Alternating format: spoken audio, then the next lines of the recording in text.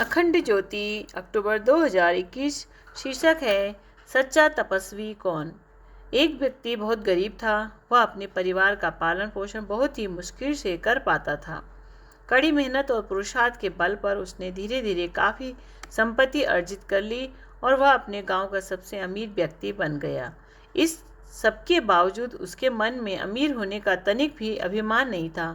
उसके पास ढेर सारे नौकर चाकर थे। एक लड़का था जो अब बड़ा हो चुका था। उस व्यक्ति ने अपने घर की सारी जिम्मेदारी अपने पुत्र को सौंप दी और स्वयं अपना समय भगवत भजन में बिताने लगा। वह व्यक्ति अपने मकान से कुछ दूर जंगल में एक कुटिया बनाकर तप करने लगा और बीच बीच में घर जाकर अपने पुत्र का मार्गदर्शन भी किया करता।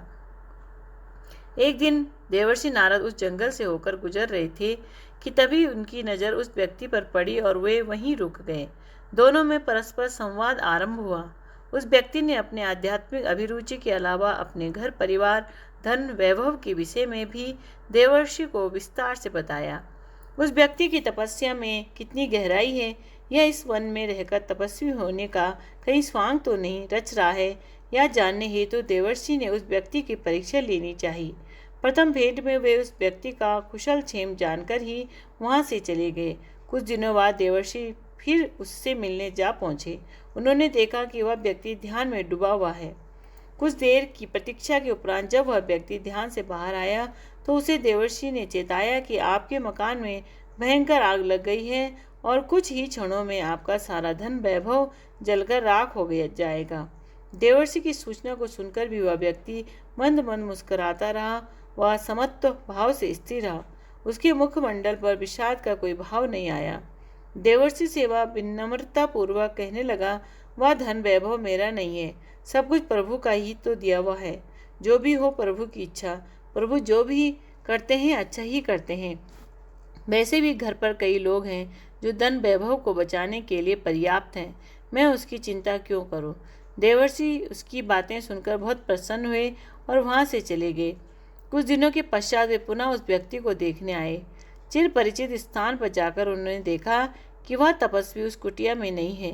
देवर्षि को पुनः से उस व्यक्ति की साधना का प्रामाणिकता का संदेह हुआ। अस्तु उसे खोजते हुए वे उसके गांव पहुंच गए। उन दिनों उस क्षेत्र में भीषण अकाल पड़ा था। सभी प्राणियों का भूख से बुरा हाल था। उस गांव में पहुंचते देवर्षि ने देखा कि उस तपस्वी के घर पर भूखे नंगे दीन दुखियों का जमघट लगा हुआ है। भीड़ को चीरते हुए वे आगे पहुंचे तो उन्होंने पाया कि यह तो वही व्यक्ति है जो अपनी तपस्या छोड़कर यहाँ लोगों को अपने हाथों से राशन पानी धन सामग्री आदि बांटने में लगा है। उन्होंने यह भी देखा कि वहाँ से कोई भी खाली हाथ नहीं जा रहा है। सभी मुस्कुराते प्रसन्न होते हुए जा रहे हैं। देवर्षि उस व्यक्ति के सेवा भाव से अति प्रसन्न हुए और बोले, बस तुम्हारी तपस्या पर हर दृष्टि से उत्तम है। तुमने वास्तव में अध्यात्म को सही अर्थों में अपनाया है। वह तपस्या भी क्या जिसमें मानव मात्र के कल्याण की भावना न हो। अपनी बात आगे बढ़ाते हुए नारद कहने लगे, वह संसार में धनवान होना बुरी बात नहीं है। इससे तो बहुत से शुभ कार्य हो सकते हैं। इससे लोगों का कल्याण व उपकार हो सकता है। बुराई तो धन के अभिमान में डूब जाने और उससे मोह करने में है। तुम में ना तो धन वैभव का अभिमान है न ही अपनी तपस्या का अभिमान है। तुम वास्तव में सच्चे अध्यात्मवादी हो। तुम्हारी जैसे के लिए वन और राजमहल दोनों एक समान ही है।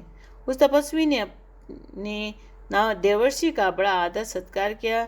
देवर्षि ने अपना आशीर्वाद देकर उससे विदा ली।